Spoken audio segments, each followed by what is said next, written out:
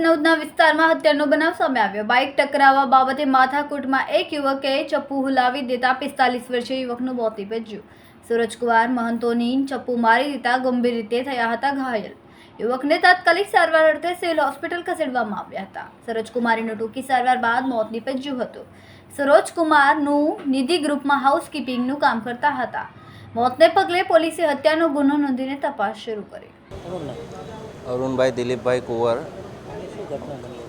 હું જોબ કરું છું। આ ભાઈ જે મહિલા છે સરોજભાઈ મહાંતી મારા મિત્ર છે, મારા હાથે જોબ કરતા હતા।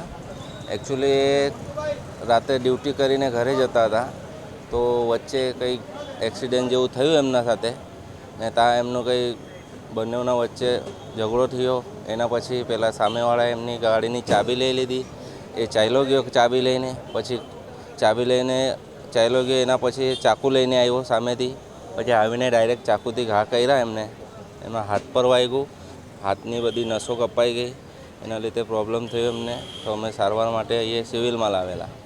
ને બીજી વાત કે આપણે સુરતમાં જોઈએ છે કે 100 દિવસનો વરઘોડો કાઢવામાં આવે છે તો આ ક્રાઇમ બંધ નથી થતા।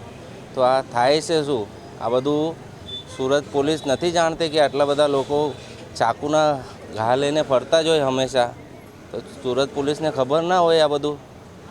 ને પોલીસ ચોકી જ્યાં આ કિસ્સો બન્યો છે ત્યાંથી 100 મીટરના અંદરમાં પોલીસ ચોકી છે, ત્યાં કોઈ જોવા બી નહીં આવ્યું કે શું થયું શું નહીં। ત્યાંથી ડાયરેક્ટ અમે અહીંયા લાવ્યા, એ સારવાર કર્યું ને અહીંયા સારવારમાં અમને કંઈ એવું લાગ્યું નહીં કે સામેથી ડૉક્ટરે કંઈ એવું કીધું હોય કે ભાઈ એમરજન્સી છે કે શું છે।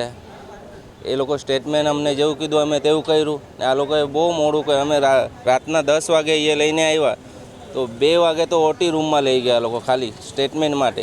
એનું બ્લડ જતું જ રહ્યું, બીજું કંઈ થયું જ નહીં। આ લોકોએ પ્રોસેસમાં જેટલો ટાઈમ લગાવ્યો કે એની સારવાર જ નહીં થઈ।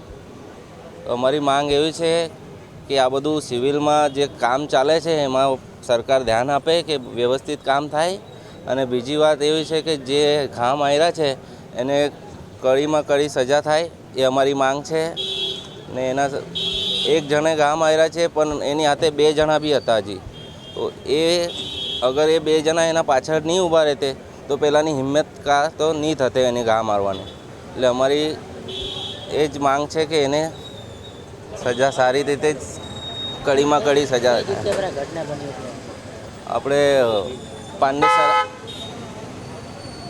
પાંડેસરા હરિનગર।